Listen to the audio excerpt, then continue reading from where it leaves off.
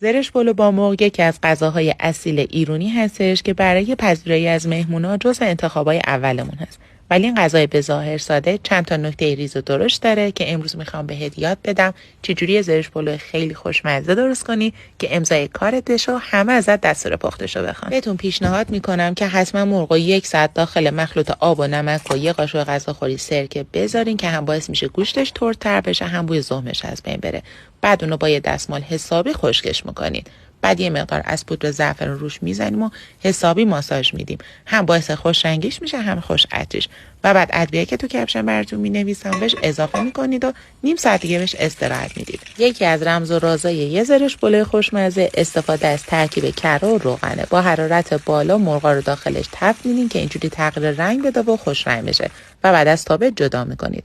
با هر دستگاهی که داشتین فلفل دلمه‌ای و هویج رو انقدر پوره کنید تا به این حالت در بیاد. روغن اضافه که مرغا رو باش سرخ کرده بودیم و از تابه جدا میکنیم. 2 قاشق غذاخوری رو و اون پوره‌ای که درست کرده بودیم و حسابی تفت میدیم که تغییر رنگ بده و به این حالت در بیاد. حالا مرغا رو داخلش میچینیم. در صورت نیازی مقدار کمی بهش نمک اضافه میکنیم، آب و حالا یه تیکه خیلی کوچیک دارچین.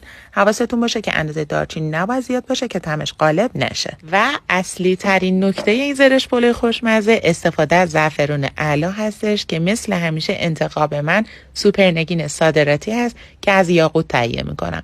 پیجش رو تو کپشن براتون تگ میکنم. بهتون قول میدم تا حالا همچنین زعفرون خوشبو و با کیفیتی استفاده نکردین. بهتون پیشنهاد میکنم برای اینکه خوشمزگی غذاتون رو چندین برابر کنید و مهموناتون رو حسابی سورپرایز کنید، حتما تحریک تچینی کنار غذاتون سرو کنید.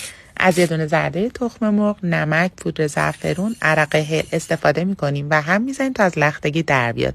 بهش ماست و روغن اضافه میکنیم، دوباره هم میزنیم تا به این حالت برسه.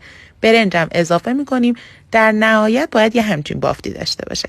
کف قابلمه رو یه مقدار روغن میریزیم و این مخلوطی که درست کردیم بهش اضافه میکنیم. یه مقدار فشرده میکنیم و برنج ساده هم روش میریزیم و اجازه میدیم که حدودا نیم ساعت دم بکشه. وقتی که مرغ اینجوری حسابی جا افتاد 10 دقیقه آخر این محلولی که بهتون میگم رو اضافه کنید. این فقط یه زعفرون ساده نیست، براتون تو کپشن مینویسم. حواستون باشه زودتر اضافه نکنید که عطر و بوش رو از دست نده. و تکمیل کننده این غذای لذیذ یه نثار خیلی خوشمزه از ترکیب روغن محلی یا کره و روغن معمولی استفاده بکنید. زرشک و خلال پسته و بادوم، شکر بر اساس ذائقه و همون محلول جادویی که بهتون گفتم اضافه کنید و غذای خوشمزه ما آماده است. زرش پلو با مرغ یه بار اینجوری سرو کن، خوشمزگیش چند برابر میشه. حتما کپشن رو بخون که کلی نکته براتوش نوشتم.